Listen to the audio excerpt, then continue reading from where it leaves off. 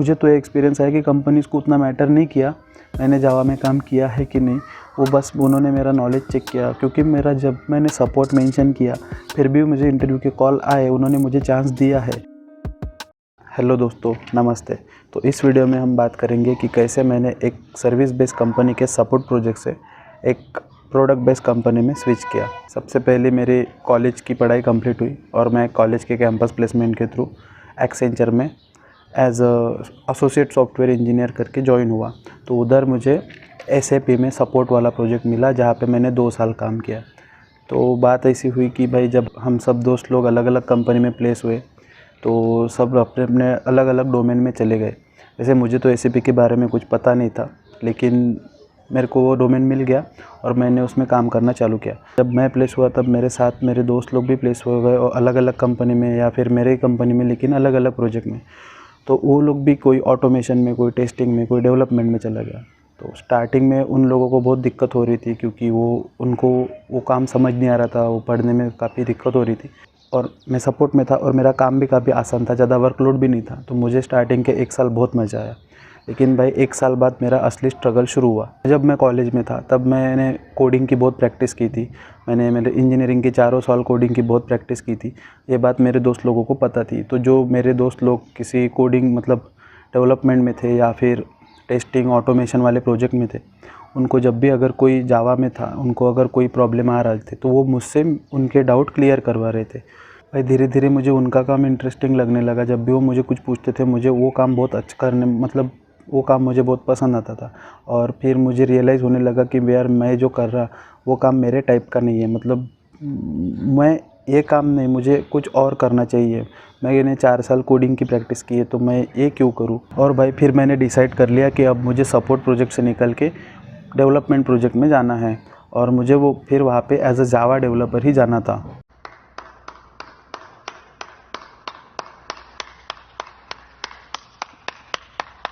और फिर मैंने जावा की प्रैक्टिस चालू कर दी।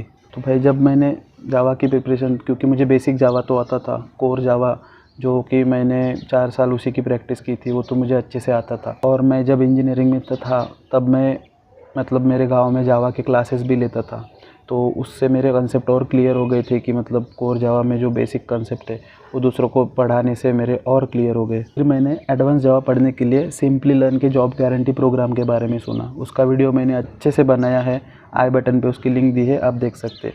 तो फिर मैंने वहाँ से क्लासेस किए जो कि कुछ मुझे तो लगता है कि मेरे कुछ काम नहीं आए। बाकी मैंने पूरी प्रिपरेशन यूट्यूब से की। मैंने जावा कैसे पढ़ा इसके लिए मैं अलग से वीडियो बनाऊँगा। तो भाई मैंने फिर यूट्यूब से और कुछ वेबसाइट से जावा की अच्छे से प्रिपरेशन की और मैं इंटरव्यू के लिए रेडी हो गया। और फिर सुबह 9 से शाम 6 तक ऑफिस के बाद मैं रात को 8 से 11 जावा कंटिन्यू पढ़ता था। भाई मैंने कंटिन्यू 2 महीने जावा पढ़ा। जावा के साथ मैंने कुछ और भी टॉपिक पढ़े जैसे कि फ्रंट एंड के लिए angular, HTML CSS bootstrap, MySQL, ये सब मैंने ऊपर से पढ़ लिया था। और मैंने जावा पूरा डीपली थरोली प्रिपेयर किया था। और साथ ही में मैंने बहुत सारे अलग अलग प्रोजेक्ट भी बनाए जावा से, क्योंकि भाई मैं तो सपोर्ट में काम करता था, मेरे पास तो कोई जावा का प्रोजेक्ट था नहीं। और मतलब कंपनी तो प्रोजेक्ट पे ऊपर ही ज़्यादातर क्वेश्चन पूछती है।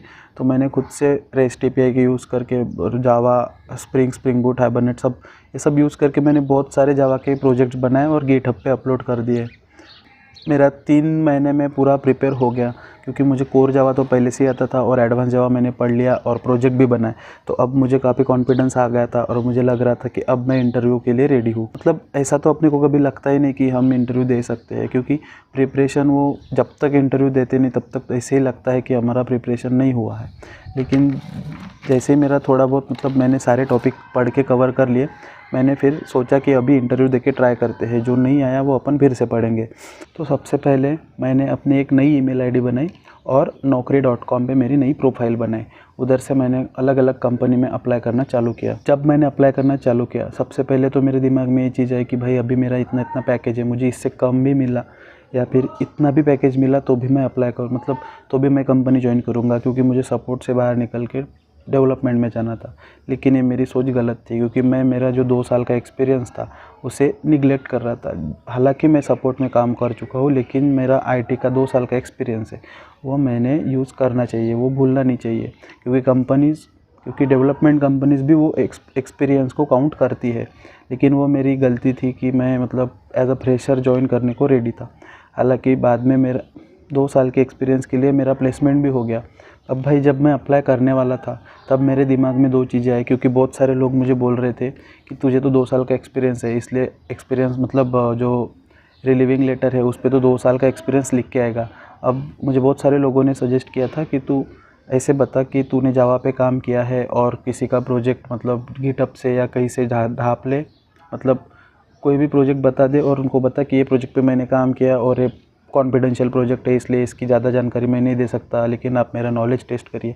ये सब नॉलेज मतलब ये सब ज्ञान मुझे अलग अलग लोगों ने दिया, लेकिन भाई मेरे में हिम्मत नहीं हुई इतनी कि मैं बहुत झूठ ही था ये कि मैंने जावा पे काम किया है। क्योंकि मेरी प्रीवियस कंपनी में मैं तो सपोर्ट में काम करता था ना, तो मैं कैसे बता दूं कि मैंने जावा में काम किया है। इसलिए फिर मैंने जो सच था वही मेरे रिज्यूम में डाला। मैंने रिज्यूम में मेंशन किया कि मैं एसएपी सपोर्ट में फंक्शनल मतलब काम करता था और मैं अभी जावा डेवलपर का रोल चाहता हूँ। तो मैंने मेरी स्किल्स में सारी जावा की स्किल्स डाली जो मुझे चाहिए, लेकिन जो मेरा एक्सपीरियंस था उधर मैंने सपोर्ट का ही एक्सपीरियंस रखा। फिर भी बहुत सारी कंपनीज़ में मेरा रिज्यूम सिलेक्ट हुआ और मुझे इंटरव्यू के कॉल भी आए। भाई मैं बताना चाहूँगा कि बहुत सारी कंपनीज़ है जो मतलब जो आपके नॉलेज को देखती है, आपके स्किल्स को देखते हैं। एक्सपीरियंस मतलब मुझे तो ये एक्सपीरियंस है कि कंपनीज़ को उतना मैटर नहीं किया मैंने जावा में काम किया है कि नहीं, वो बस उन्होंने मेरा नॉलेज चेक किया। क्योंकि मेरा जब मैंने सपोर्ट मेंशन किया फिर भी मुझे इंटरव्यू के कॉल आए, उन्होंने मुझे चांस दिया है। जिस कंपनी में मैं प्लेस हुआ उसके पहले राउंड में मुझे कोर जावा ही पूछा गया था और साथ में थोड़ा बहुत स्प्रिंग बूट रेस्ट एपीआई का पूछा। भाई मेरा वो राउंड तो क्लियर हो गया, लेकिन मुझे इंटरव्यूअर ने बोला था कि भाई तेरा बेसिक क्लियर नहीं है, लेकिन तेरा इंटरेस्ट देख के तू डोमेन स्विच करना चाहता है, ये तेरा इंटरेस्ट देख के मैं तुझे सेकंड राउंड का चांस दे रहा। और सेकंड राउंड में मुझे एंगुलर और स्प्रिंग बूट के ज़्यादा क्वेश्चन पूछे गए, जिसमें मैंने एंगुलर के ज़्यादा आंसर नहीं दे पाया मैं, लेकिन स्प्रिंग बूट का मैंने सारा आंसर दिया, इसलिए मेरा सेकंड राउंड भी क्लियर हो गया। जैसा कि मैंने स्टार्टिंग में बताया कि मैं मतलब जावा की क्लासेस लेता था और कॉलेज में कोडिंग भी करता था। मैं हैकर रैंक पे बहुत प्रैक्टिस करता था। वो चीज़ मुझे बहुत हेल्प की, क्योंकि जावा के क्लासेस के वजह से मेरे खुद के बेसिक कंसेप्ट क्लियर हो गए। और भाई जो हैकर रैंक पे मैंने प्रैक्टिस की है उसका तो मुझे बहुत हेल्प हुआ। मतलब जब मुझे एक इंटरव्यू ने खुद बोला भी कि भाई वो जब हमें कोड देते हैं कुछ कोडिंग करने को, तो वो देखते हैं मतलब कि हम कोड कैसे करते हैं, मतलब कोड हमसे एग्जीक्यूट हो रहा है कि नहीं। अगर हमसे कोड एग्जीक्यूट हो रहा तो इसका मतलब भाई कोडिंग तो एक दिन में एक रात में आती नहीं, मतलब एक रात में पढ़ लिया और दूसरे दिन कर ली। कोडिंग के लिए प्रैक्टिस लगती है। तो अगर अपन कोड कर रहे हैं तो इंटरव्यू को समझ जाता है कि इसने इसके पीछे बहुत प्रैक्टिस की है, उनको अपनी मेहनत दिखती है, अपना हार्डवर्क दिखता है। मुझे एक इंटरव्यूअर ने बोला कि तुम जो कोडिंग कर रहे हो इससे हमें तुम्हारा हार्डवर्क दिखता है, कि मतलब सपोर्ट में काम करने के बाद भी तुम कोडिंग कर पा रहे हो और हमारे कोड एग्जीक्यूट भी हो रहे हैं। अगर आप कॉलेज में हो या फिर आईटी में जॉब ढूंढने वाले हो सामने जाके, तो आप अभी से कोडिंग की प्रैक्टिस चालू कर दो, क्योंकि अभी की प्रैक्टिस आपको बाद में काम आएगी। इंटरव्यूअर को इजीली पता चल जाता है कि इसने कोडिंग पे कितनी प्रैक्टिस की है। और साथ में ही मेरे डोमेन चेंज की डिसीजन लेना, मतलब मेरा डोमेन चेंज का डिसीजन लेना, सपोर्ट से जावा डेवलपमेंट में आना, ये डिसीजन जब मैं इंटरव्यू में सामने वाले को बताता था, क्योंकि हर इंटरव्यू में भाई वो पूछते ही है कि तुम तो एसएपी में काम करते थे तो फिर अभी जावा में क्यों आते हो, तुम सपोर्ट में थे अभी डेवलपमेंट में क्यों आना चाहते हो, ये सब क्वेश्चन तो पूछते हैं। तो मैं बहुत क्लियर और जो सच है वही आंसर देता था। मैं बोलता था कि मतलब मैंने प्रैक्टिस की है कोडिंग की बहुत सारी, और मैं दूसरों के लाइव प्रोजेक्ट में उनको हेल्प कर पा रहा हूँ, तो मुझे ऐसा लगता है कि मैं किसी मतलब, और मुझे मेरा स्ट्रेंथ जावा लगता है। मैं बहुत कंफर्टेबल हूँ जावा में। मुझे बहुत मतलब मैंने प्रैक्टिस की है तो मुझे वो आता है, इसलिए मुझे जावा में जाना है। मैं मतलब जो सच है वही आंसर देता था, और इंटरव्यूअर उससे मतलब मुझे तो बहुत बार एप्रिसिएशन भी मिला कि भाई अच्छा डिसीजन लिया है करके, और वो खुश होते थे। वो मतलब ऐसा कभी नहीं हुआ कि भाई तू सपोर्ट में है और अभी इधर जावा में आ रहा। मैंने सभी इंटरव्यू में साफ साफ बताया कि भाई मैं सपोर्ट में काम करता हूँ और मुझे डेवलपमेंट में आना है, और मैंने इसके लिए बहुत प्रैक्टिस की है। तो मैं बहुत खुश हूँ कि भाई लोग ऐसे कैंडिडेट को चांस देते हैं, वो आपको डायरेक्ट रिजेक्ट नहीं करते। इसलिए मतलब जब अगर आप सपोर्ट से डेवलपमेंट में स्विच करना चाहते हो तो एक बार चांस लो, मतलब जो सच है वो सामने रखो और डेवलपमेंट के लिए थोड़ी मेहनत करो। तो दोस्तों ये था मेरा एक्सपीरियंस कैसे मैंने सपोर्ट से एक डेवलपमेंट प्रोजेक्ट में स्विच किया। मुझे उम्मीद है कि अगर आप भी ऐसा कुछ करना चाहते हो, आपको मेरा एक्सपीरियंस हेल्प करेगा। So thank you very much for watching this video. Bye bye. मतलब सुबह 9 से 6, सुबह 9 से शाम 6 तक जावा की क्लासेस कर, सुबह 9 से शाम 6 तक